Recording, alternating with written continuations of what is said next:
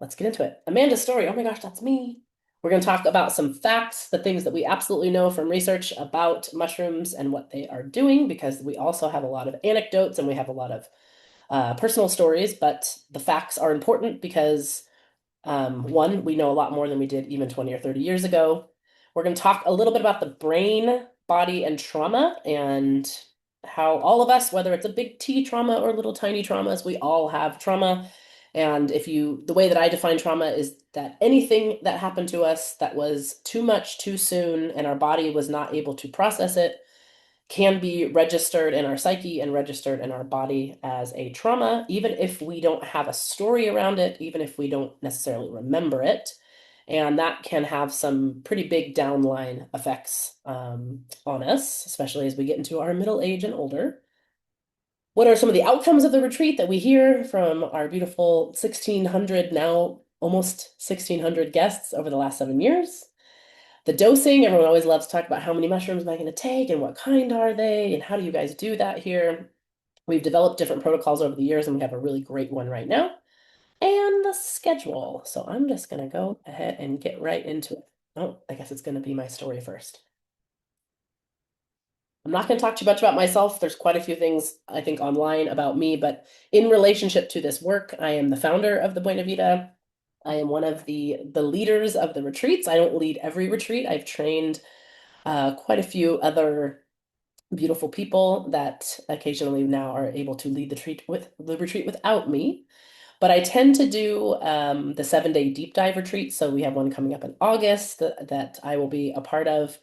And my history with the mushrooms began when I was about 18 years old and has continued to this day.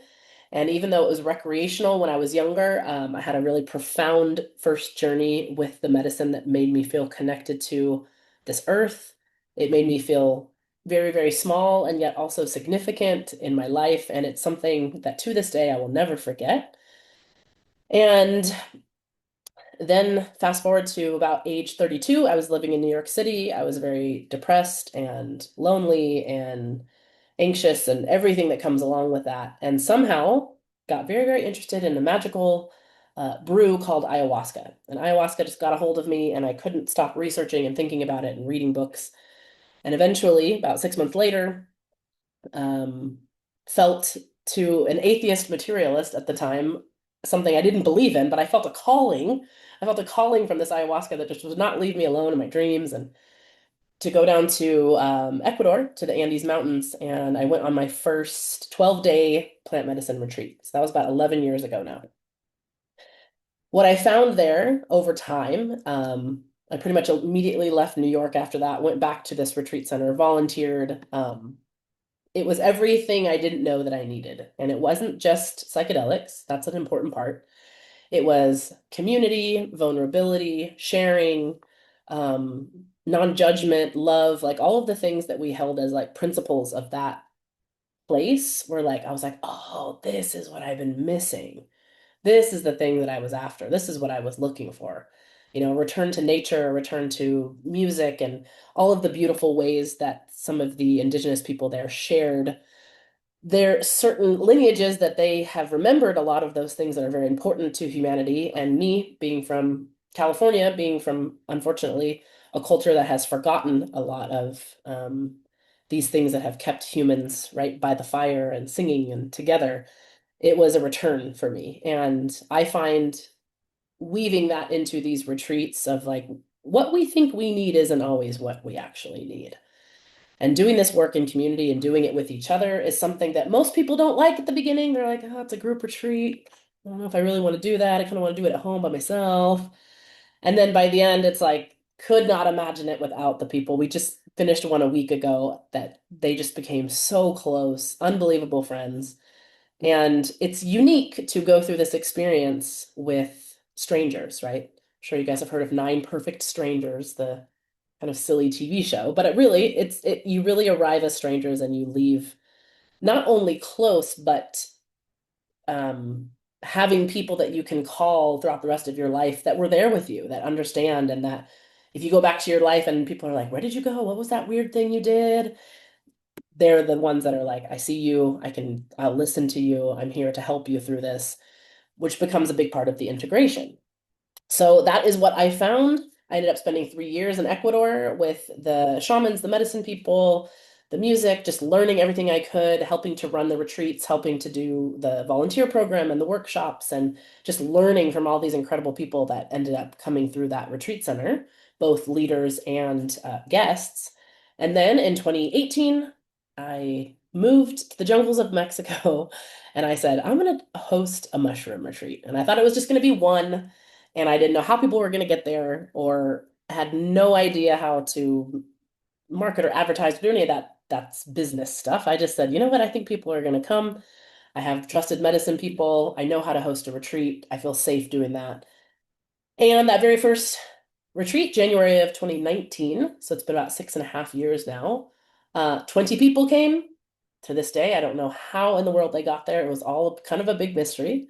They trusted me. They trusted me with their lives, and I since then have taken that very seriously. And more people just kept showing up.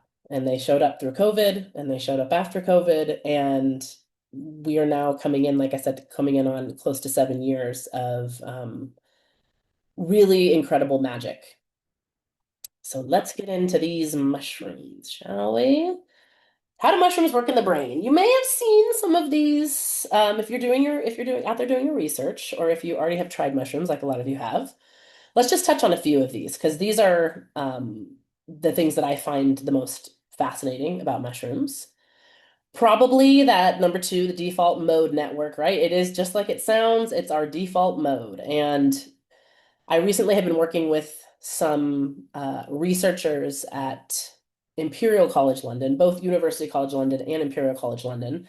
And they're finding now that after a high dose of mushrooms, which is what we will be taking at the retreat, your default mode network, it doesn't come back fully online for about a month.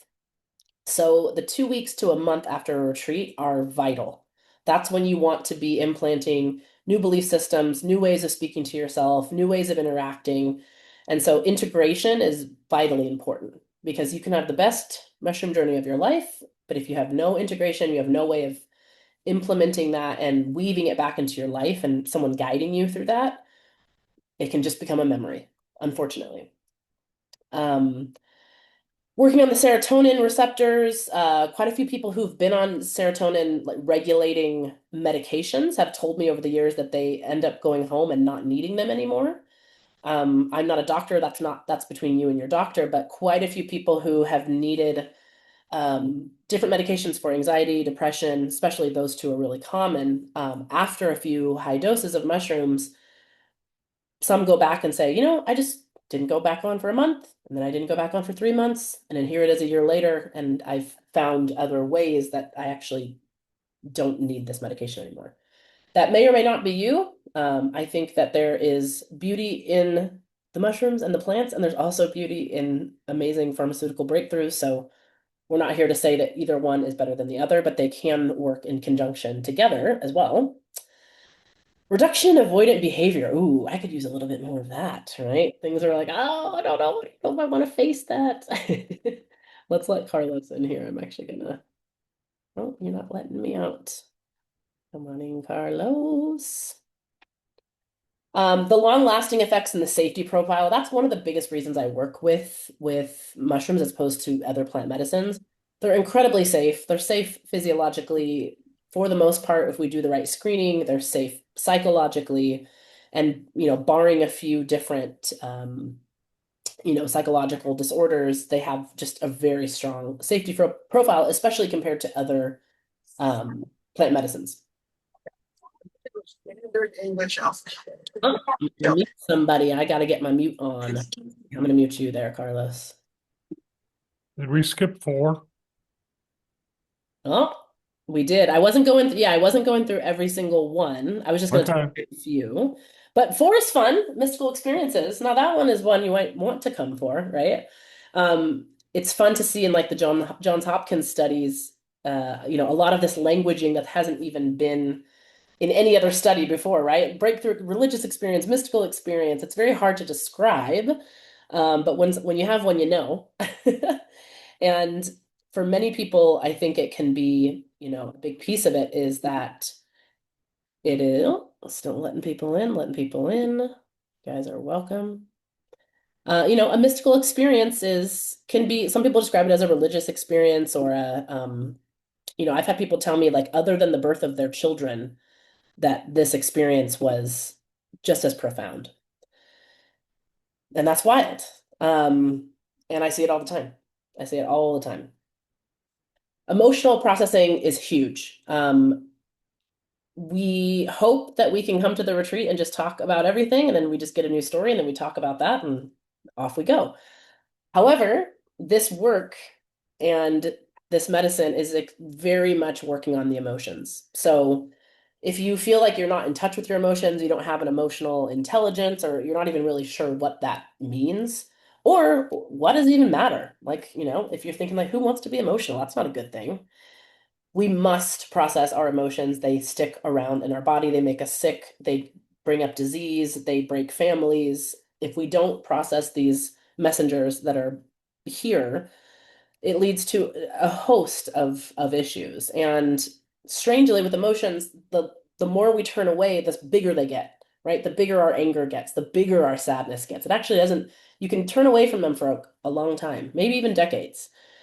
But what can happen with the mushroom experience is that all of a sudden those emotions that haven't been processed come to the surface. So doing this in a place where you have time, right? Where you're away from your home, you're away from your work, you have time away to actually process. No matter if you do it with us or anyone else, I think if you're going to have this big experience, you need that time.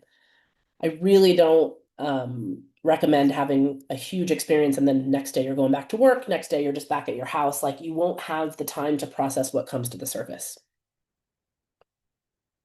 Excuse me. And cognitive flexibility. I would say since I've been bigger into mushrooms, not just psychedelic mushrooms, but also lion's mane, reishi, cordyceps, a lot of the mushrooms I take daily, that my ability to switch between tasks, my ability to remember, my memory has improved. This flexibility of not just memory, but improved. It's like when you have a really good night's sleep, right? As opposed to having a bad night's sleep. And you know what that feels like in your brain. Mushrooms are pro brain health, and that's why we love them. So moving on here really quick, has anyone seen this little picture? It's a really famous one if you've done any research, and quite basically, it's showing what the most accepted, I guess I would say, accepted hypothesis of what's happening in the brain when we take mushrooms, which is the entropic brain hypothesis. Or it's also called the anarchic brain theory. So anarchy. There's a little bit of anarchy in the brain with psychedelics, right? You can look at the colors. The purple's talking to the red's talking to the blue.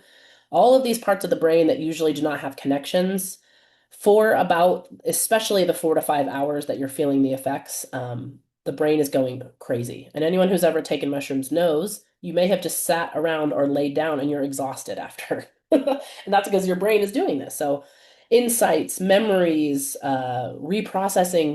processing old things, like all of a sudden it's like, oh, I was just in my third grade classroom and there was Mrs. Smith and she said this. And it's like, why am I having this memory? Why am I even thinking about this?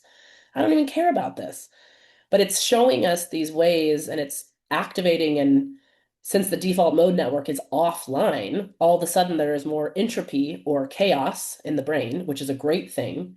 Um, and according to their studies, it just looks a little bit like that. So that's all it will kind of okay, we're not talking about dendritic spines. That's way too much to my science. I want to talk more about the retreats. I love brain science. So the rest of the retreat I have designed over the last 10 years to truly focus on what I believe are the reasons, and I know are the reasons that people actually come to the retreats. To be perfectly honest, no one's spending three, four, $5,000 to take mushrooms. I could find you somebody in your neighborhood, $15, $20, get some mushrooms, get a trip sitter and have the experience. The reason we're doing these deep dive retreats is truly for our mental health, our emotional health, a lot of times our relationships are suffering. Maybe you're at a point in your life where you're at a crossroads, right? Kids moving out of the house, divorce, something new coming up, and you're like, I really need to take some time to figure some things out. So, what supports psychedelics and your mental health are somatics. Ooh, it's like the word of 2025, somatics.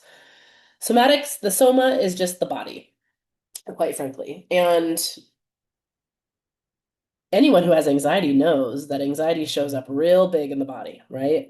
Muscle tension, neck, shoulders, jaw, back, can't open the jaw, can't untense the arms. Um, there's not much of a difference between the brain and the body as we think there is.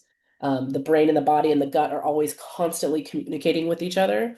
And so, even as we know, when we have disturbing thoughts, it will start to affect our body in big, big ways. And so, some of the ways that we can begin to do some release of this are through the other therapies that myself and a lot of my leaders have studied and have been shown to not only help with some of these symptoms that affect our mental health, but also get you ready for a deep mushroom experience. And that's what we hear over the years. So deep breath work, ecstatic movement, which if you don't know what that is, you got to come to a retreat because it's amazing.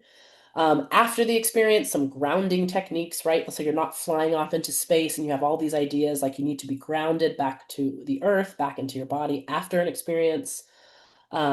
Trauma release exercise where things will just start happening, just like when you get a cut on your finger, right? Everyone's had a cut on their hand or their finger in their life.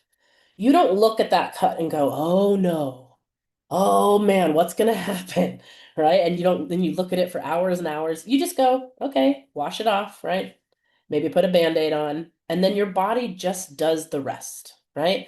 Starts sending the white blood cells, da, da, da, da, da, da, da. Eventually, right, a few days later, you're like, oh, it's making a scab, right? Your body knows how to heal itself, but you also have to put it in the right environment. And so sometimes these traumatic release exercises, some of these things we do, you don't have to know exactly what it is. It just leaves. It just leaves the body and you feel better afterwards. Um, the reason I put a tree down there at the bottom is because I'm always so obsessed with the fact that, the seed of an oak tree has everything inside of it that it ever will need to become a tree, just inside the seed. And that's the same with our bodies. It's the same with us internally with our DNA. We have everything inside of us already. And a lot of times it's just getting out of the way, getting out of our own way, getting out of our mind a little bit, letting the body do its thing, giving it some space, and some pretty miraculous things can happen there. So somatics are where we shine. Here's an awesome group. Um, that's a family, like a father and daughter that came with us, and some of our leaders. This was in Mexico about a year ago. We've had guests ages 16 to 82. I'm kind of known to be someone who lets pretty young people who are suffering come to the retreat with the right guidance and with parental support. And we've had some incredible, unbelievable outcomes from some young people that were really suffering with OCD and eating disorders and various issues that were going to be heavily medicated um, or were already being heavily medicated. Whoops. I'm gonna let in Bethany. So I think I know who that is. So Bethany, will have you mute there. I'll let you guys just read through these a little bit and I'll touch on a few. Having a guided experience is, I think, what most people come to us for, right? They're like, I want someone who is keeping me safe, who is helping me process, who is preparing me, is safely guiding me in my body. If anything big were to happen, if anything scary were to happen, I want to know that I'm safe.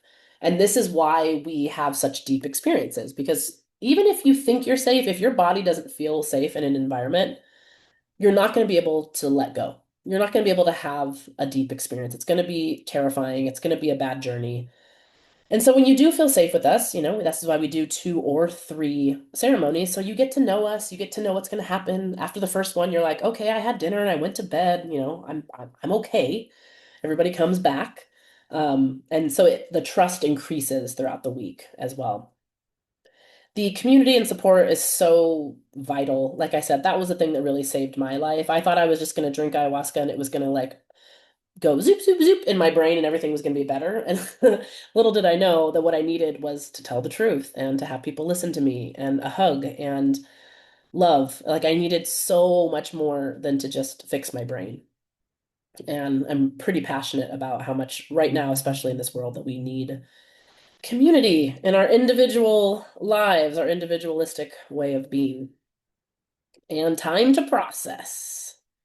There's me and some of the ladies. That's our Nurse Nikki, who's on our team. If you have any questions, she's been both a nurse and in the psychedelic world for quite some time, and she's really good at any specific questions you might have about medications, any sort of physical issues that you have, and how that might interact with psilocybin. And so we always go to her for that.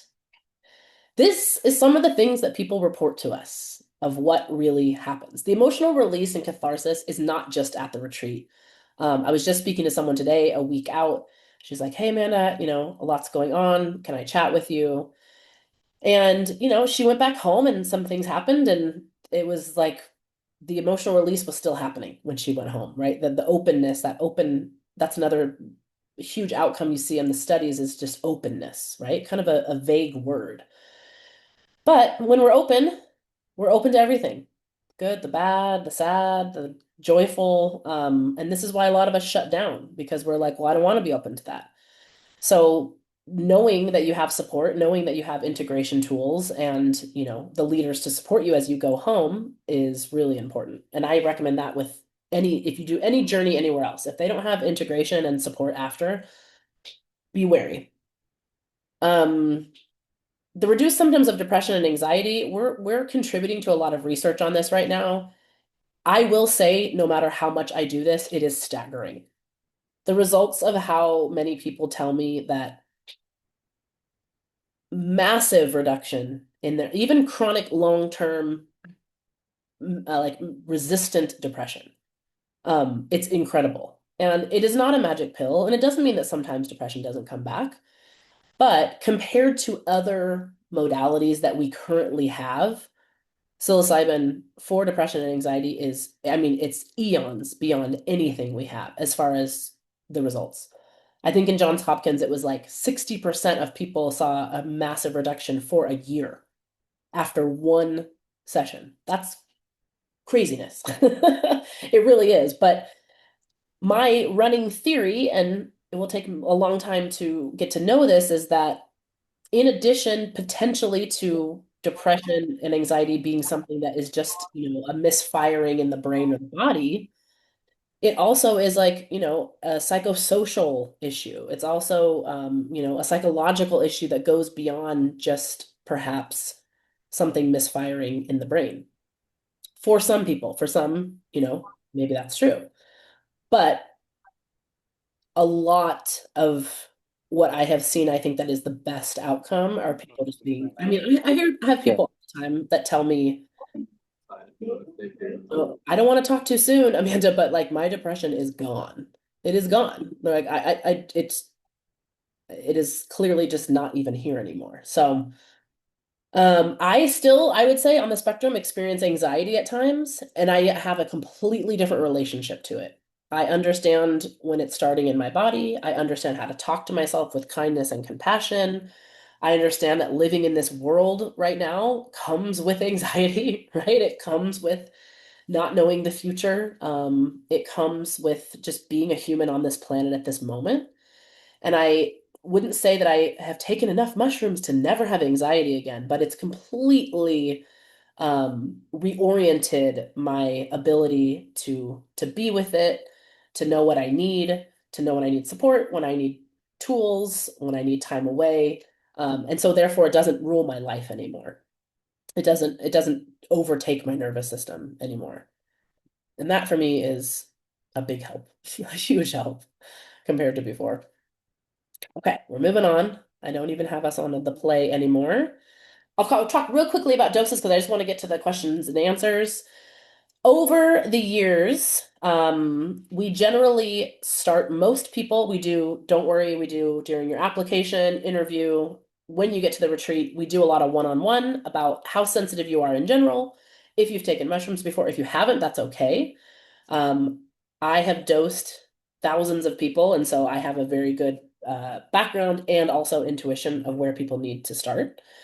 We do start, with a breakthrough dose between 1.5 to 3 grams, which is a healthy, I mean, 3 grams for me is a lot. I'm very sensitive. And for some people, they'll stay in that 1.5, 2.5 range and have beautiful experiences.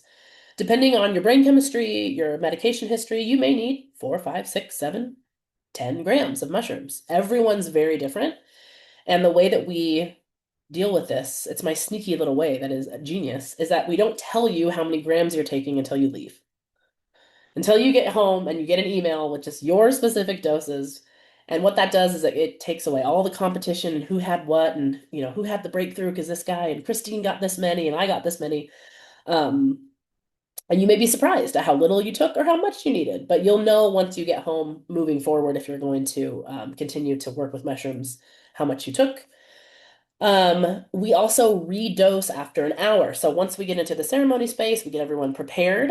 We make a tea with ginger and lemon, and sometimes we make cacao. We make various teas, depends on what I'm in the mood for. But the lemon, which is fantastic, does a little bit of the breaking down. The acid of the lemon will start to break down the psilocybin into psilocin. On the streets, it's called lemon teching. It brings upon the journey a little bit quicker and it lessens the nausea, which is great. So, some of the nausea in the beginning of a mushroom journey is from your stomach acids breaking down the mushrooms.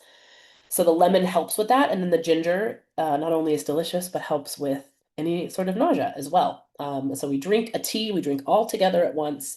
And then after an hour, our leaders will come by one and whisper in your ear, and we have you take a big breath and see if you would like more medicine. Um, it's like 50-50. Some people are like, yeah, I could have a little bit more. And some people go like, oh, like I'm good, like I don't need anything. And that really helps us to get the right dosing. And then there's times where the mushrooms are mysterious and we give you a really high dose and you don't feel much, and the next night you take a small one and you have the journey of your life. And it's such a strange science. It seems to be body weight, age, gender, those things like almost have no effects. I've given tiny little women huge doses and I've given like big strong men little ones and they're off in outer space. And so um, we know how to do it though. I will say that. We mostly, as far as strains go, people ask this a lot. We've worked the most with golden teacher mushrooms. They're my favorite. I have the best relationship with them. They're a classic strain. They're very pure, and well known. And to me, they live up to their name. They're teachers. You get a lot of lessons. You get these, what feels like a download or like telepathy. You get this communication. And we also like to have a little bit of albino penis envy. And I love my job because I get to say penis envy on a webinar. But the those are pretty popular mushrooms as well. They are stronger as far as their actual like psilocybin content, and they're more sensual. So they're more about your senses, or your smell, your taste, your touch. And so for people who feel really disconnected from their body, that's actually a great, like if you feel like you only live in your mind all of the time, and you don't know what it means to be in your body, you're like, what do you mean? I'm right here. The having a small amount of those, the penis envy can really help you reconnect there and just reconnect in general, reconnect to um, all of the places you may be disconnected from. That is the mushrooms. So let's talk about the schedule and then you guys can ask away. This is a 5-day retreat. So like I said, we have 5 and 7 days. Things to point out here is that um, day 2 and 3 are the back-to-back journeys. And we've tried many things over the years, and this one is the best. So we spend the first day, right, arriving, calm, sound bath. We don't want you doing too much. Everyone's a little bit nervous, right? We have a dinner where we kind of connect together, and then you get a nice early night's sleep. Day 2 and 3 are preparing. So somatic movement, breath work, some journaling, some intention setting, really getting you prepared for that first one, the first night, which is a very exciting day. And then day three, we give you a little bit of rest, a little bit of later breakfast. We let everybody, usually this day is kind of the most intense because it's like you just had the first one and you're going into the second. A lot's percolating, a lot's coming to the surface to be seen and loved, let's say. We do integration circles. We talk dosing with you, right? How did you feel? How did it go? How did you sleep? Some people have reactivations in their sleep where their dreams get really wild and maybe they couldn't surrender in the ceremony, but all of a sudden they go to sleep and it's like, oh, I must have just given up. And the mushrooms kind of, reactivated a little bit because the mushroom space and the dream space can be very similar, right? That kind of nebulous and wild, metaphorical type feeling you have in a dream can be very similar to that. Day four is rest, integration, sleep, hot tub, right? It's a lot of, sometimes people will, like if we're in Joshua Tree, we'll go to the national park. We have some passes and go on a hike, just go out and be with the rocks and the trees. The last group, we had a DJ in our midst, and he wanted to do a little dance night. And so I was super exhausted, but I cheered him on. They had a little dance night together on the last night inside of the yurt together, everybody. It was really fun. And we'll do like a little closing ceremony. And day five, we're talking about integration. We're talking about next steps, how we're going to support you. It's a really beautiful, sweet morning. The only difference here, if you were looking at a 7 day, is that day five would be ceremony number three, right? So you have the two, and then you have a day off. Day five is the last one. Day six is another rest day. So day four and six are integration, rest, and whatever those end up being. And then the morning of seven would be similar to five here. So that gives you a little bit. And then it's the mushrooms. So there's always, no matter how dialed in we have the schedule exactly perfect down to the minute, some groups are early risers, some groups are late risers, and we have to move things. This last group, they did not get up until 8 or 9 o'clock in the morning. Some people are up at 5. So we also are pretty good at flexing and taking into account what's happening in the group, and giving you guys many other retreats. I go to retreats all the time because I love retreats, and I go at least once a year to do my own work. I find that many retreats do too much.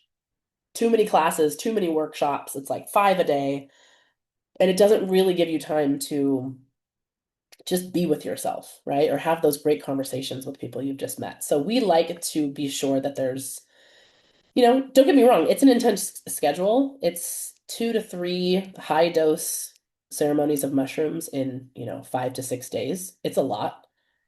Anyone you meet, I was like, you should get a trophy when you go to this retreat because most people who have a big mushroom journey, they would never the next day say, I want to do it again, But that's because our intention, right, is deep therapy. Our intention is truly to put ourselves in a place where we can get the maximum results, where we can truly begin to heal and have the breakthroughs, have the insights that we need, which don't always happen in ceremony. A lot of times they happen out.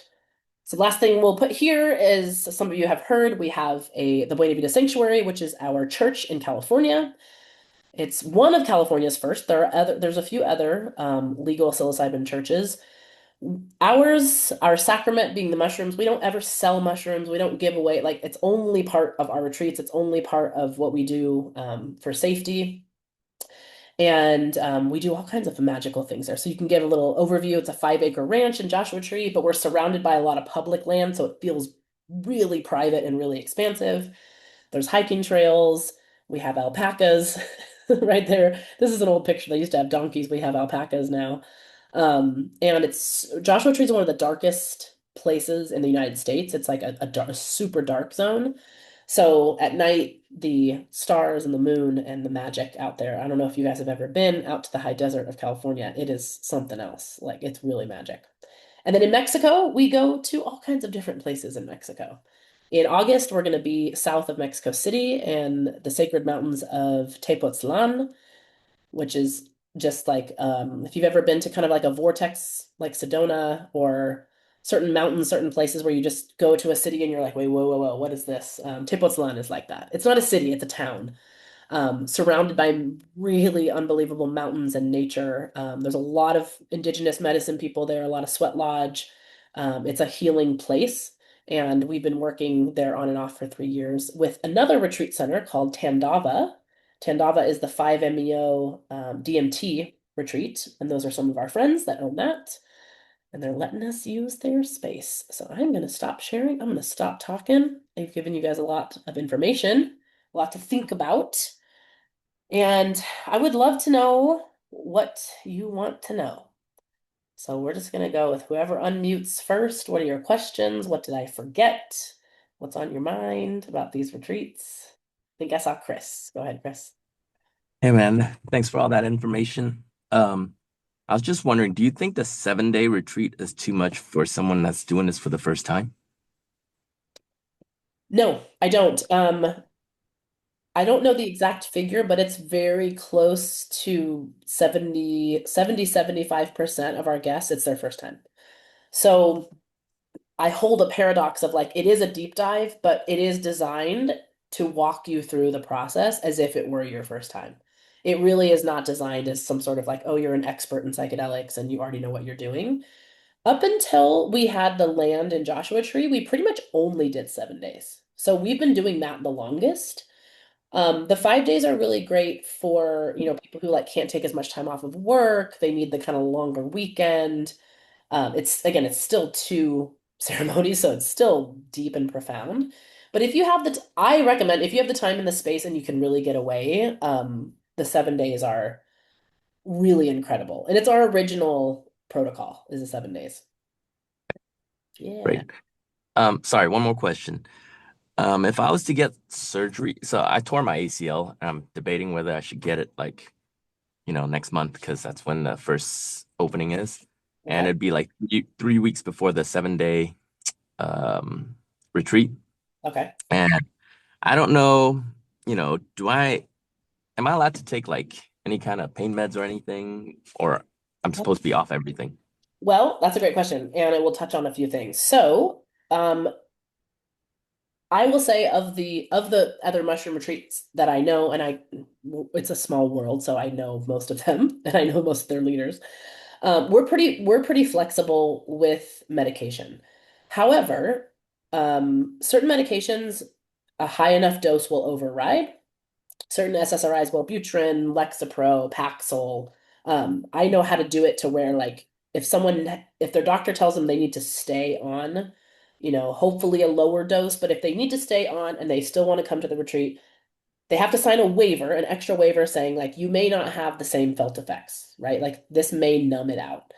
But pain meds and sleep meds pretty much will numb the experience, especially if you're actively taking them.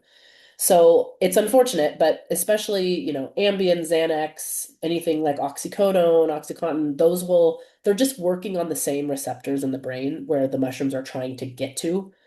So you still will have the positive effects, right? You still have like the default mode network is lowered and all of that connectivity, but you won't necessarily have the same experience, right? Or like journey or trip that you would Sure. have. So 3 weeks, I mean, what I would do is just ask your doctor if, I'm sure that that's a major surgery. So I have no idea how long you would be needing pain meds for that. If anybody else has had that, you might know. But I will say that pain and sleep meds tend to come out of the body pretty quick. So I've had people that are like, okay, I'm going to stop my sleep meds, 3 days before the retreat, and hopefully it's out of my body. And they still have journeys. So, but actively during the retreat, it's just going to be, you know, Got it. it's going to be sad. Got it. I'm Cool. sorry to hear that. Oh man, going into cert, that's intense. Wow. What did they say Amanda, Um, the process was sorry. like? Yeah, Sorry. I was just this gonna is say, how long Mark. did they say the healing process was like, and then I'm gonna go to Mark for his question. They Okay. said about 2 weeks. Two weeks. I'm still in bed, but I'm kind of like immobile, and then after that, I can start moving around, and that's when I'm supposed to take go to what do you call it PT. Mhm. But I'm thinking I might push it out after then, if anything, you know. So I'll talk to the doctors about it till after August. Okay. Cool. Yeah, if Thank you're interested in this August retreat, I'm getting excited about it. It's some of my best, well, I'm talking about myself, but some of my best leaders, and we have Anale, this magical Mexican medicine woman, and that's gonna be a good one. One for the books. Okay, Mark, saw you unmute. Yeah, speaking of the other drugs, I thought it was mostly SSRIs and SNRIs. Hmm. I was focused on the same receptor, the HT, whatever, 2A Hmm. kind of one. Yeah, Um, and you mentioned Wellbutrin, but that's not really an SSRI. true. That is not a classic SSRI. However, I Okay. have worked a lot with Wellbutrin in particular Yeah, because it's just a common prescription. right. And for many years, there was this kind of any research you did online, there was this common belief that for whatever reason, maybe because it wasn't a traditional SSRI, that Wellbutrin was like very powerful in dulling the effects of mushrooms. But that hasn't been my experience. I need to give guests more. Like if they can, we always recommend they taper down to the minimum effective dose they possibly can during that time and go off if possible, right? But we can't tell you, I'm not going to tell you to override especially if you've been on it for a long time, it's dangerous, right? It's dangerous to taper too quickly. So you have to follow the tapering schedule that your doctor gives you. But if you have enough time, a lot of times they'll say, you can taper down to this amount and then go off during the retreat and then see how you feel after. But we've had people stay at like lower medium doses, and honestly, I just am able to give them enough. They probably are taking a pretty high, what would be considered a high dose of mushrooms, but they still have that experience. So to this day, and I mean, knock on wood, I guess myself, we've never had anyone who left a retreat saying like nothing happened. I didn't have any experience at all. Because I wouldn't let someone come again who was on like a multiple drugs like that at a high dose. It just wouldn't be Right. of value to them. But yeah, that's actually a good observation that Wellbutrin is it's kind of in a class of its own for sure. Yeah, and I'm not using it as an antidepressant. It's more a smoking cessation, and Okay. it doesn't really affect me very much one way or the other. I mean, I could stop tomorrow, and I've done that with no ill effects. Hmm. So yeah, I'm not too worried about that one. But the other one would be I forgot what the generic Lunesta is, but I'm only using 2 milligrams as a sleep aid. Okay. So very, very light dose. Yeah, the sleep aids are the ones where like if you can come off, it's the best because they just those ones, those and pain, sleep and pain, I feel like get in the way the most. Um, Okay. like it's really hard to override, and sometimes people, I guess you could say like in the underground, like we'll even use those to stop a trip, right? We'll use, oh, I had a bad trip and I took a Xanax, or I took an Ambien. So it actually will like come in and kind of dull it. But again, you can be off of that for 2 or 3, 4 days. Well, Not much yeah, longer. Xanax more of like a by what is it? Um, Benzodiazepine, right? Yes. So Yeah. that's Those can are, be used as a sleep aid, but it's more of an anti-anxiety. yeah. So yeah, different chemical properties between Lunesta and Xanax. Yeah, I have to look into Lunesta, honestly. That one would be more for Nurse Nikki. That's actually her name, but she goes by Nurse Yeah, Nikki. I'd like you to do that if you would. Lunesta. I know that that's been brought up before, but at this point we're going off of mostly anecdotal and like information we gather from the community from other people, and Hmm. just because there's not enough specific studies yet on the way that these interact. Someday, maybe in my 60s or 70s, they'll get there. Yeah, I'll write that one down for you, and then I'll send you a follow-up so we can look at that specifically and see what it's like. Cool. Yeah, Thanks. absolutely. I see Keith. I see you there. Did you unmute, Keith? Yeah, excuse me. Hadn't been talking for a while. Um, I think you pretty much answered my question, although it was an interesting answer my main question was about dosing parameters. Um, And I think that's interesting not to tell people the dosage they're taking. I did a prior retreat and did 3, 7, and 12 on that one. So in the 3 trips. So but I think that's an interesting approach not to tell people their dose. That were you in Jamaica by any chance? What's that? Were you in Jamaica? Yeah, Micah. Yeah. Yeah. No, because well, one, I have worked there twice before back in the day in 2017, and I think they had different ownership then, but yeah, they have what I would consider an aggressive protocol, and for some people it's wonderful, and for others, I've actually worked with quite a few people that found it like very overwhelming Mhm. to have those high of doses. But again, if you need it, you need it. So that's why I don't hold back. And I think for many people, my experience has been if you go too high too fast, you almost get to this place where like maybe you're safe, but it's like you're just kind of spun out, right? You're just kind of in the middle of just craziness, and you're not in that place where you can still learn and listen and right, like really receive. And so there's a middle ground there, right? And I think that some people have even told me, like I've worked with this woman, Sharon, over the years. She's a good friend now, but she's been to 3 retreats. And by her third retreat, she's like, you know what, Amanda? I trust you. I feel safe. Give me a big one. Like, I know the mushrooms. It's fine. And I said, oh, I'll give Mhm. you as one as you want, like, I think you're fine. And her feedback was like, she's like, I was okay, but she's like, I was just kind of like spun out of my mind. It was just like too much. Like, Mhm. colors and just information, but she's like, I couldn't grasp anything.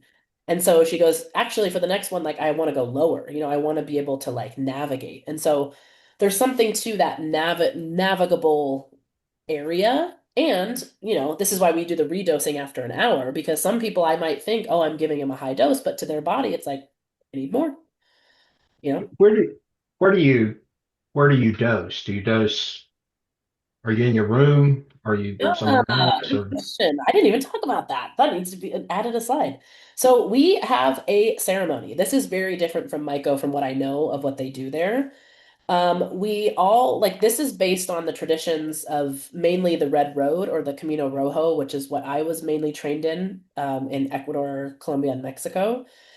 And that is that we come together in circle and we have a ceremony. So everyone has their own individual bed and their pillows and, earplugs if you just want to be quiet, eye mask will get you nice and comfy and cozy.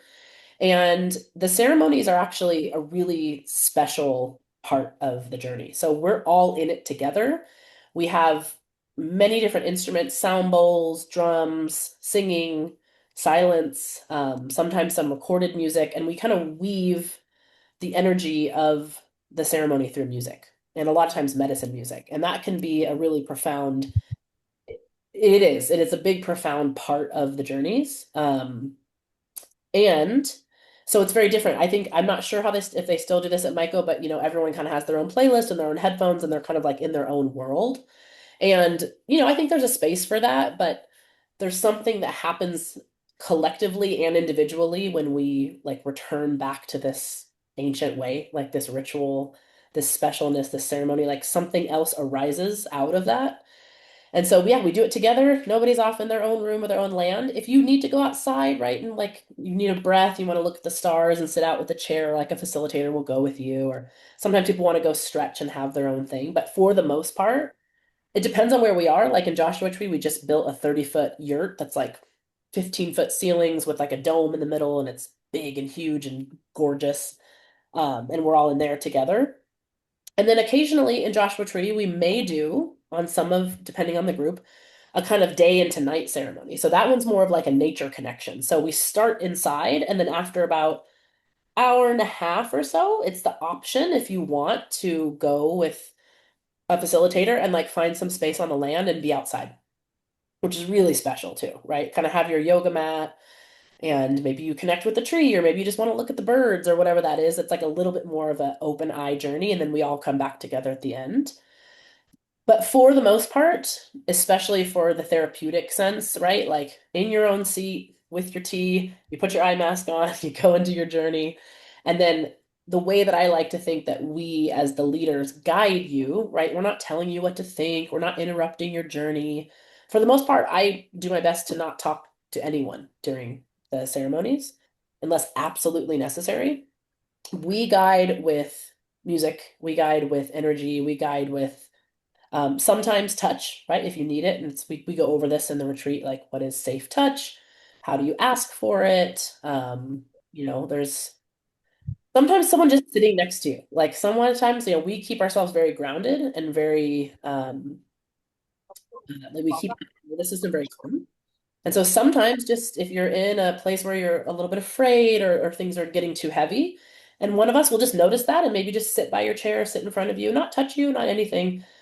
And the next day we'll hear like, oh yeah. And then Amanda just came over. She just sat there and I saw her and I was like, oh, okay. Right. And I moved through into another place.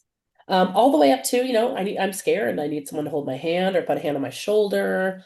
Um, we have ways, and all of us are trauma informed in the way that we touch and the way that when we talk about that before, so that there's never just a random touch or a random person, doing something to you that's really unsafe. And also we're not going to tell you stuff, even on the way to the bathroom, and you're like, what do you think this means? What do you think that means? Mostly we'll just say like, I don't know. What do you think? Right? Like a huge part of my philosophy and values is like really empowering you to become your own guru, to like remember your sovereignty, right? It's you and the medicine on the journey. I don't want it to be like, oh, Amanda said this, or Autumn taught me this. It's like I don't want you to leave with another external power source that a lot of us can, right? We externalize our power to someone else or something else. I really want people to be like, with the support of others, like I was courageous and brave and I kept breathing and I got myself through it and I learned my lessons and I cried and I, did whatever was being asked of me. Unfortunately, a lot of times it is crying, but we get used to it. Yeah, Christine, that was a great question though. And we didn't even talk about ceremony. Yeah, slightly different. That's where we weave the ancient and the modern, I think, together is in ceremony. Yeah, Christine. How large of a group do you host in a given ceremony? Yeah, great question. So that has changed a little bit over the years, depending on the retreat center that we're at. In Joshua Tree, 10 is the maximum. And they tend to be more like 7, 8, 9. We just had 9 recently. And then in Mexico, this for the 7 days, I like to keep those ones small. So I'm definitely going to cap it at 8 people for this one coming up in August. And that's good. You just get more time with us. You get more time kind of like in a nice small group. And there's people that like both. There's some people who love, we used to have a place near Sayulita that like 15 people could come and and it was just like, ooh, and it was big and energetic.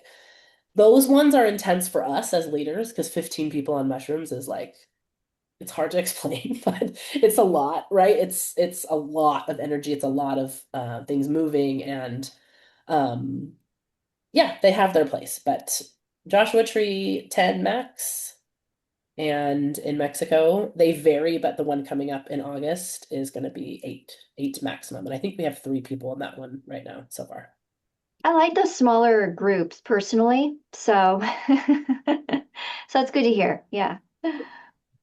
I know I've been to some where I used to work in Ecuador. They just kept, I don't know why, growing and growing. And at one point there was like 25 or 27 people in groups. And I was like, you guys, it's like, it's just too many, it's too many in the ceremony. It's too many, like you're clumped together. I like to give people space, right? Like if you need to like have your tears or whatever you need to do. I mean, you will be there. People are so afraid, honestly, usually of like, oh man, what if I'm the one crying or what if I'm the one making noise or, laughing?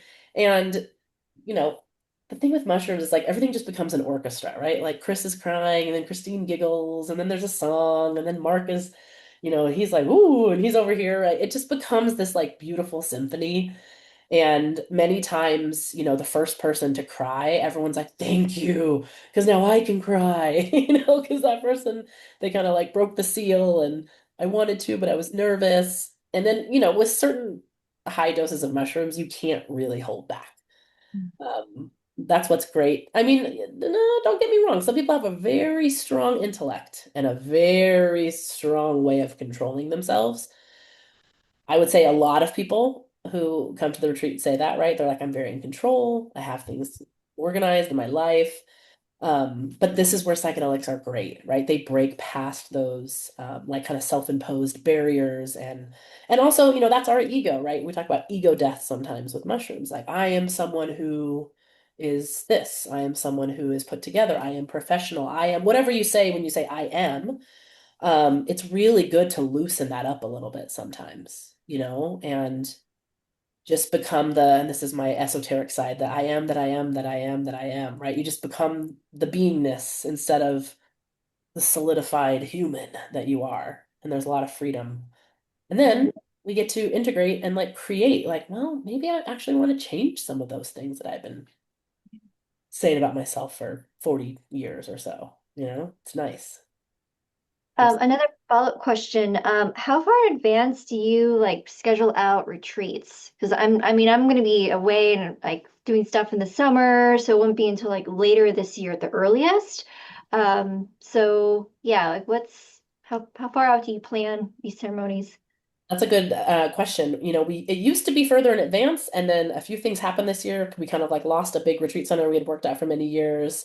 We were building on the land, and so doing some construction in Joshua Tree, and we're unsure of that. But by the end of June, I'm going to have the rest of the year planned. Okay. So we're working on just getting it solid right now. A big piece of it too is like, two of my lead facilitators. One joined like a shamanic school in London. The other one had a baby. So like things came up where I was like, oh, just when I had them trained after years to like really be able to do that. And another one that I worked with, she's like, I'm thinking of having a baby. And I was like, well, you guys better bring these babies actually, Autumn did bring her baby to the retreat with her mom. It was very sweet. Um, because she just loves it and she's like, he's gonna be a part of this someday. And it was, I mean, he wasn't in the ceremony, but he was at the retreat with us. So yes, by the end of June, and in fact, I'm gonna make a note of that. By the end of June, we'll have the calendar for the rest of 2025. Great. Cool. Hey, Amanda, this is Mark. I got to bail, but Okay. I'll look for the follow up on that Yeah, Lunesta, yeah, absolutely. and we'll go from there. All right. Before you go, real quick, and I have to ask everyone this. I'm a super small business. We only have two people that work full time. Did anyone find out about us on like Facebook, Instagram, social media at all? Or was it only through your own search? I'm just wondering. Chat GPT. ChatGPT, I heard that if you ask ChatGPT about mushroom retreats that we come up. Someone told me that, and I was like, oh I my, asked for the most. I asked for the most reputable mushroom retreats, and you and I think one or two more popped up. But I liked your approach, so that's why I inquired more about it. I swear I'm not paying the robots to say that. Yeah, well, I found you 5 years ago after reading Pollan's book, so it Yeah, was just a raw search. cool. Love to hear it. So, all right, good luck, everyone. Thank you. Right. Hey, Amanda, Yeah. I had two more questions. Sorry. I'm also trying to quit smoking, and I've got on the patch. I've been on and off, and I'm really trying to kick it, but it's hard. Um, the nicotine patch, is that okay? Yep. That should have the only things that really are contraindicated are things that just affect directly like your neurology. So any other, over the counter nicotine, those sort of things. And I mean, we in ceremony, like at the beginning and the end, we smoke tobacco, just pure tobacco as part of the prayers. Uh, Have you randomly tried switching from just to pure tobacco? I know that's not necessarily getting off of nicotine, but for some people, I've just found that helps them. no, I've never Mhm. thought of it. I don't know. I've been just trying to kick it all together, but I quit for like 8 months. I get back on, and I stop, and it's just a roller coaster, and it's been really tough. It's a lot But easier. And be sorry. to yourself because, we all have ways that we are dealing with in life. The other question, I do you know when you'll be having another one near Sayulita? That's where we kind of lost our big retreat center. Like they just started doing it Uh, time, and I was like, oh, that was our favorite there. We do have one smaller villa there though, that's like just a little bit north of Sayulita that's called Via Papaleo. So we've been there for almost 4 years now. So I will plan a few there, and those are a little bit small. Those tend to be like 6 people, like it's intimate, it's like crazy ocean view, super beautiful in the middle of the jungle, really private. So I'll probably plan, we tend to wait for the good weather in Mexico, which hits right around like end of October. So like Ah, okay, April is generally the Mexico season. That's the best without too many bugs and humidity and, the sure. harsher sides of the jungle. So yeah, look out for those more October-ish, mid to late October, I'd say. I, I'm pretty sure I'm gonna join your one in Mexico right now, the upcoming one in August. So Now, if you're putting uh, off surgery, it's like this is gonna be. I'm in. yeah, and I've been wanting to I wanted to do ayahuasca. That was the first thing that I was thinking about, but then I started to think more about it, talk to people, and it sounds very violent in a way.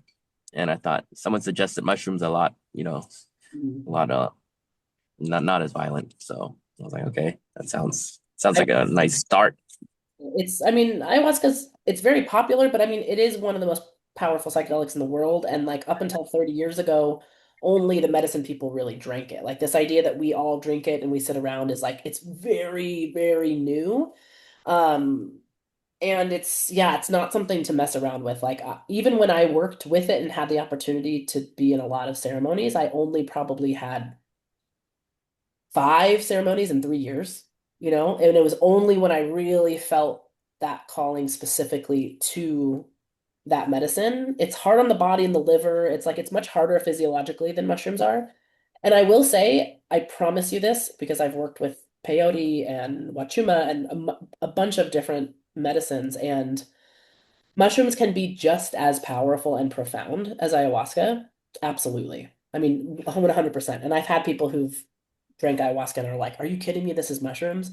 Especially when done in this way, right? Like when you're done recreationally or on a hike or on a music festival, like they don't have the same profound effect as when you really give this medicine this respect and this like container.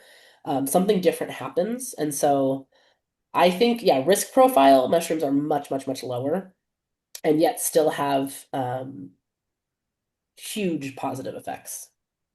And when you feel someday that you're just like obsessed with ayahuasca and you really, I have good teachers I could recommend like when you feel that, but it's not something to kind of like just look into and go do. Like you know, it's really big. Let's see, grandma, they call her Grandma Ayahuasca. She's profound. Um, are the leaders also doing the mushroom together, or? Great question. Chris, I love you. You're pointing out stuff that I am forgetting to say in my presentation, and I love it. Usually, if anyone does, it's only either myself or one of the other head leaders that has been with me for many, many years, and we do a microdose. So we'll do like 1/10 of 1 gram, at Okay. most, maybe 2/10 of 1 gram, to where we're still present. It's good for me because I can drop in more into the music and into my intuition of kind of where everyone is at, without being on a journey, like I'm not in my own space. And that's a great question to ask because there's other places I've been to and heard of where I personally feel they're giving the facilitators too much and that it's not necessarily safe. I want sober people around me for sure when I'm like, I need to know there's at least like two just absolutely 100% sober people that are taking care of me. So, yeah, we always have that. And even sometimes for me, I just put like a ceremonial flake, I call it just like the tiniest nothing as like symbolically, right, that I'm with the medicine, but it's not even measurable a lot of times. Good question. Keith, did you No, I have appreciate it. Thank let's see, you. Karina? I saw Karina maybe unmuted. Oh, No. just listening. So I missed the first half of the presentation. This was the earliest I could make it. Um, I heard you talk about anxiety and depression. What about grief? Oh, grief. We were just going over grief in our microdosing. I have a microdosing 6 weeks that I'm leading right now with people, and grief was our first week.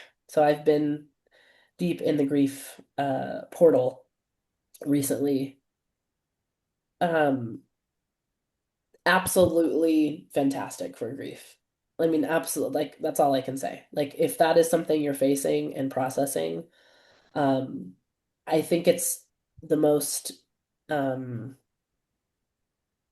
of all of the emotions and all the things that all of us will inevitably go through in life, we don't talk about it. We don't talk about what it can do to the body, how confusing it can be, how long it can take. We just wish people well, and we're like, okay, and you're going to process that. So processing grief, right? Not getting over it or not moving on, but just processing what is there, um, is I mean, huge with mushrooms. And many people come, I've been witness, like very blessed to be witness to some, just, moments of people sharing, children passing away, and, things that a lot of us can't fathom, and like specifically are coming to for help to process that, right? For help to grieve. And I want to be really careful with my words here, because, I never want to pretend like mushrooms are a cure-all or a fix-all, or, not, unfortunately, nothing is. Humans have been looking for that from the beginning of time, right? But I really do know and believe that we have like co-evolved with this magical fungus that's been on this planet for billions of years, and we have so much in common with our DNA. And mushrooms are, if you look at them in nature, they eat everything, right? They eat dead stuff. That's what they do. They go around and they eat dead bodies, and they eat ants, and they eat plastic. They eat everything, and they help us. They help in the decomposition and the rebirth process. And in a way, that's what it can feel like they're doing in our bodies too. They're going through our cells, they're going through our bodies, and just like removing and getting rid of what we don't need anymore. And to many people, they can physically feel it. They're like, they were just going through my body and going through cells and going through everything, and just kind of, helping me. Some people call it like a defrag, almost like a computer when you just have to defrag everything because it's clogged up. And then other people have profound experiences where they see, a loved one who's passed away that has a message, or, maybe they experience like a metaphor of someone who's in the ceremony reminds them of that person, and they're able to, express something they weren't able to express. But a lot of magic, a lot of like really mystical, like we're talking about, mystical, magical things happen in that space. And I think it's really beautiful to be witnessed as well by others. It's really powerful to be witnessed in your pain and be witnessed in your process.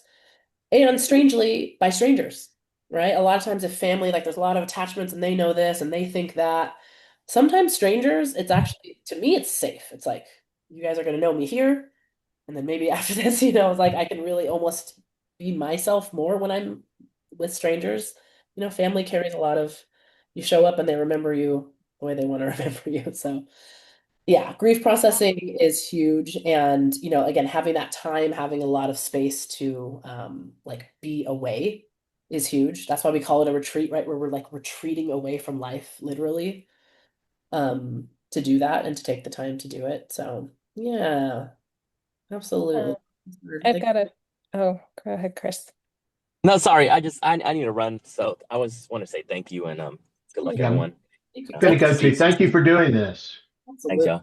Yeah, absolute Bye pleasure. bye. We'll talk. Bye bye. Thank you. Bye bye. Yeah, thanks for that, Bethany. I can feel you. I can feel you through the screen. Um, I have a few more questions. So regarding Joshua Tree, I've never been there before. But I've got a few concerns about it. One is the heat in June. So what is the plan for that?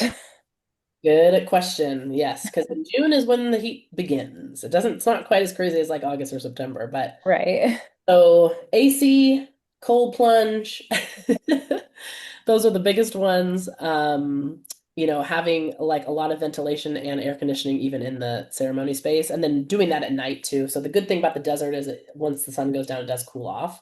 So definitely be doing the ceremonies like, I mean, we always do them like sunset into nighttime. Okay. That will help. Yeah, Okay. yeah, that's the Um, yeah, and then my another concern I have is the wildlife. no. I've been doing a little bit of research, so I will define what I mean by wildlife, and then I will allow you to expand on the definition if I'm wrong. So specifically, it's quite a laundry list here. Bobcats, mountain lions, coyotes, cholla, the jumping cactus. I don't know if I'm pronouncing that right. Tarantulas, black widows, rattlesnakes, and scorpions. Yeah. I can speak to all of those. The big Great. see, really those are like more deep in the park, like the bobcats and the because it's still a neighborhood, right? Like even though we have our Yeah. neighborhood far away. Coyotes, you do hear the coyotes for sure. They run in packs. I've never seen them in my yard or anything like that, but they live out there and we had full moon last time and they were ooh, and they were howling at the moon. Wow. Drive around the neighborhood, you see them crossing the road and living there. I've never seen a tarantula. I have seen smaller spiders, not black widows, but smaller, regular spiders outside. Scorpions, not a big. I've never seen a scorpion there in the 3 years I've been there. I don't Okay. think those are a huge problem there. Sometimes in the Okay. rattlesnakes, but the rattlesnakes we have a snake girl because we have Oh, rattlesnakes. The good thing is they stay away from humans. They want to get as far away from humans as they possibly can. So okay. when you see them, they're just like on their way to go somewhere else. But what we do is we call what's her name? I think her name's Sarah, our snake girl. And she comes over and she has her little, she's trained and she goes and rehomes them like out in the wild somewhere. Wow. Okay. That's Um, that's quite a job. yeah, All she's right. but yeah, Okay. yeah, it's the desert. The cholla cactuses. I called them cholla cactuses forever too. And someone's like, "It's cholla," and I was like, "Oh, I should have known that." Oh, You just don't get too close to them. okay. If people are a little bit silly with cactus, where they just are like trying to pet it or something, because they're very beautiful and they're very interesting, and there's something magic that you do want to get close to those cactus. Like they have Yeah. all the spines and stuff, and so people will. It's only if you get close that they'll break off one of their arms and like kind of attach into your. I know. I shouldn't have told you that, but you just if you get No, I asked, and this is why I'm asking. I'm just like it's embarrassing. I'm just an indoor woman, as opposed to an outdoor person. Okay. And then I mean I've looked at your website, I can read, of course, but I just wanted to ask. So only Joshua Tree is being offered in June, nothing in Mexico in June. Yes, so we have everybody is attending toward the first retreat, the 19th, and so we're waiting to see if that's just going to be the popular one, and maybe we just have one out there for June. We're just kind of looking and seeing, and like the earlier the better, right, for the heat. Luckily it's the high desert, so it's not as hot as like Palm Springs and some of the what's considered like the low desert. It doesn't get nearly as hot as there.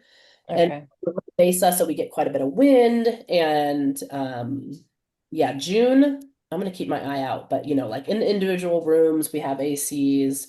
And if you want to pretty much either just stay in your room or eating food in the kitchen or in the safety of the yurt space, you don't have to be hiking and being outdoors and like doing too much out there, which is good. Okay. Yeah, all of it is obviously very new to me, which is why I'm like, it's a little nervous for me. I've never been to Joshua Tree before. I've tried taking mushrooms recreationally a few times in my life, and nothing happens. And I've seen, like, I've been around other people, and something's happening to them, but nothing happens to me. So that's another thing. But I feel like your organization, it's like something will come to pass. So, um, Yes. And yeah, I've never heard of someone who actually like can't have an experience with mushrooms. I mean, I'm not saying that's impossible. My guess from knowing very little about you, and we could talk about this, one-on-one, is sure. the safety of like allowing the experience to happen. Okay. Um, and the dose probably most likely, but being around certain people, like again, like our bodies have amazing defenses and our intellect has incredible defenses. And I've worked with some people who look at me straight in the eye and they're like, I'm not really feeling anything, and their eyes are black, right? Their pupils are huge and dilated, and they have all the signs of like the effect, but like to them it was like to say that they're under an effect is like I don't want to be, I don't want to be affected by this. Like, I don't want to admit that I'm not saying this is you, but like Yeah, no, I was like totally open the last time, and like I even positioned myself to sit under the stars, and I was so excited for like this spiritual experience I was about to have, and then nothing happened. I was like, I'm gonna rip off. Like it was just very disappointing. not some good, not very good, my friend. I mean, and that was with a group of friends. It wasn't like a professional atmosphere. So, I thought uh, potentially, did you have a question, Bethany? oh, I have one more question. And then Oh, so for the rooms at Joshua Tree, I just was curious, like, um, are there individual bathrooms or are there shared bathrooms? it depends. It's kind of, I have to kind of look at it all out in my brain really quickly. Sure. Mostly it's shared bathrooms between like two people, but there is one king room that like sometimes we reserve for couples, but if there isn't a couple, there's a king room that has its own bathroom, like own private ensuite bathroom, shower, everything, and it's kind of like the big room that can be reserved, like if that's your thing that you would like to have that, because I understand that too, like want to do like I was just curious. And, sorry, and last question. And this goes to back to Christine's question. How many people in Joshua Tree? maximum 10. My guess will be like 7 or 8, most likely is tends to be more what it is. Yeah. Okay. And that will have with 6 or 7, we'll probably have 2 leaders and then a chef, and like sometimes we'll even have an extra person who will come and just specifically help out, like as like help and backup in ceremony. And then if we have, 7 or 8 people, we'll probably have 3 leaders. Okay. Yeah, thank you. You feel the call of the wild. I mean, it's the desert. It's got a lot of medicine, but yeah, it has critters to live out there. Hi, Christine. So I live in Seattle, and I do have my eye on Joshua Tree. And so for someone flying in, how does one get out to the sanctuary? What's the ease with that? All the logistics. Yeah, so when we basically when we send if you apply, we send a confirmation, that PDF that kind of has like all the logistics, your meal preferences, preparation, all kinds of things. And the airport is Palm Springs. So Palm Springs is the closest airport. And then what we do is we get groups of you together, either it's interesting out there. Like quite a few people, for whatever reason, will be driving in. So occasionally, like some people that are driving in from Los Angeles might pick someone up or will arrange a van to pick you up. It's about 45 minutes. It's not very far, maybe even less than that, just up the mountain. So it's pretty easy. It's a pretty easy transport between there, to get up there. Yeah. So, and Palm Springs is a tiny, beautiful little airport that's so easy. It's my favorite. It's like idyllic. It almost seems like it's out of a movie. You're like, is this a real airport? I used to live in Seattle back in the day. I had my moments, lived in Capitol Hill and worked at Zillow. Oh, Capitol Hill is a cool neighborhood. Yeah, I live in West Seattle, so Oh, it's beautiful. That was a dream. Oh my gosh, right now too, I bet it's getting so pretty. it's gorgeous. Yeah. Beach. That's where I spent my summers. Hmm? Yeah, I'm like 2 minutes, like a 2-minute walk away from Alki Beach. So Lucky you. That's amazing. thanks. Whenever I moved away from Seattle, I'm like, I'm coming back here in the summer because the summer in the Northwest, oh my gosh. We should have some retreats up there. All right, friends, it's 8:30. I got a few more minutes if anything else is coming up. And I if just have one more. So you said that you might cancel a weekend in Joshua Tree. The 26th to 29th is what I was considering. Is oh, that likely to be canceled? this has been tough for us. And I hate canceling and I hate moving things around too much. And it's just funny. We'll get like all this interest and then we'll put up some dates and all of a sudden like everybody will want to go to one and not the other one. So we've been like kind of flexible with it. Go ahead and apply. I'm going to take a look and I try to give people as much notice as possible. Although right now we're kind of a month out, like almost exactly a month out. So I'm going to need to decide this week. Okay. But I'll let you know this week. Does the other one not work the 19th? Correct. Yeah. Whereas the other one, so here's what happened. went on my own, like I've been looking for a retreat. I need something to help me. And I stumbled onto a TV show out of all things, and it just sparked an interest. And then I started Googling, and then I found you guys, and then I saw your dates, and I realized Joshua Tree is easy for me to get to. It's not super, it's like 2.5 hours away, but I can get to it. And then I looked at my calendar for work and like, and not just work, but personal too. And the dates just, everything just aligned right up. So that's why I was like, okay. But now if I hear you might cancel, I was like, oh, that's interesting. Maybe I'm going in another direction.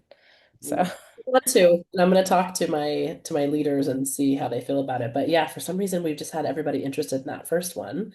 okay. I like to have at least 4 people there because fewer than that, like it's just not quite the same experience, right? Like there is something to, like it doesn't have to be 7 or 8 or 9, but I mean, maybe even 3. Like 3 with the leaders would be like sweet and special. So Okay. we'll let you know. I'm gonna know this week, either way, and I hope it works out because I'd love to have you out there. Yeah, Okay. ladies, and we can grieve together. Oh, thank you. Inevitable and really, really tough. Really tough. Thanks so much. I'm gonna head out. This has been great.